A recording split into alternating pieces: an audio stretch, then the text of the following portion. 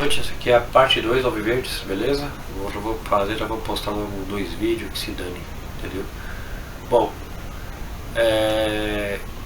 sábado vai ter Palmeiras e Goiás, né? Eu uns anos atrás, quando eu era mais moleque, eu tinha uns 18, 20 anos, 15 anos.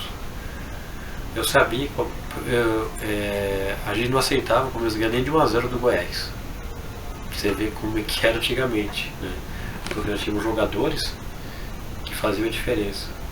Antigamente era ingresso de Goiás de 1-0. Um time como o Goiás, um time como o Vitória. A Vitória é grande lá no Nordeste, né? Mas comparado com a estrutura daqui, nossa base daqui de São Paulo, da base sul, né? Era uma vergonha ganhar de 1-0. Você já cobrava, queria fazer protesto. E hoje os caras aplaudem. Carlos Eduardo, a torcida aplaude Bruno Henrique, título do palmeirense que fala que Scarpa é craque. Sabe, eu vou morrer meu banco que eu fico nervoso com essas conversas, tá ligado? Eu fico nervoso, mano. Aí quando eu vejo aquele Bruno Henrique pegando a bola, tá ligado? E não consegue dominar a bola, pensa, puxa vida. Quem não queria estar no lugar dele? Quem não queria ter tido aquela oportunidade? Não é nada contra o jogador. Não é nada contra a pessoa dele. Deve passar até um cara gente boa, um cara gente fina. Tem cara que são um cara do bem. Né? Mas eu tô falando do lado profissional dele. Entendeu? O cara vive disso. Eu, quando jogava futebol, na zoeira, quando eu tava dando o melhor em campo, eu corri, me matava. Não era ruim. Só que eu não vivia disso, gente. Eu não vivia disso, só que eu falo uma coisa. Eu sei bater bem na bola. Um dia eu vou fazer um vídeo mostrando como eu bato bem na bola e eu jogando. Tá?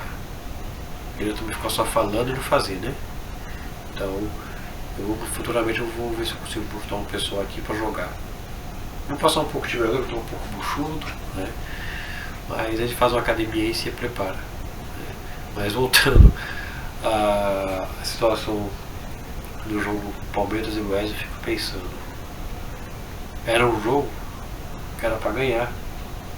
O Fluminense até, você para assim, pô, o Fluminense, futebol, hoje vendo o Fluminense é um time ruim, todo respeito à história do Fluminense, tá ligado?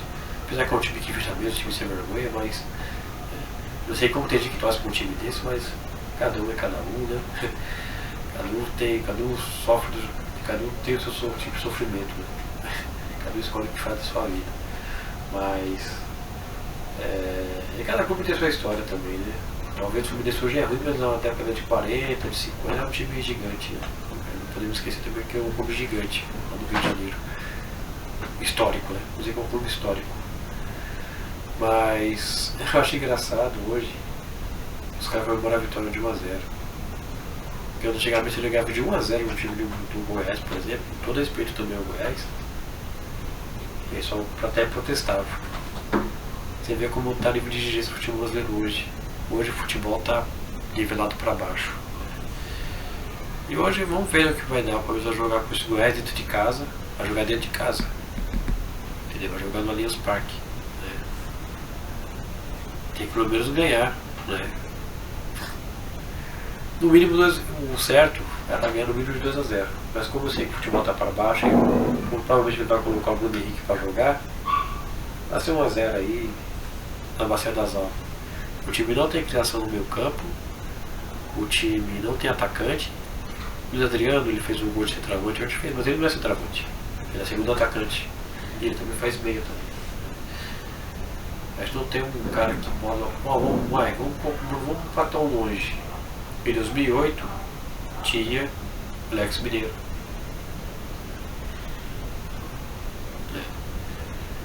Já serviria para hoje. O time não tem meia.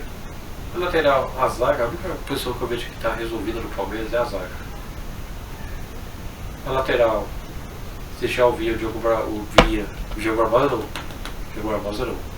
Deixar o Via e o Marcos Rocha, que o Marcos Rocha também já está dando também o tempo dele.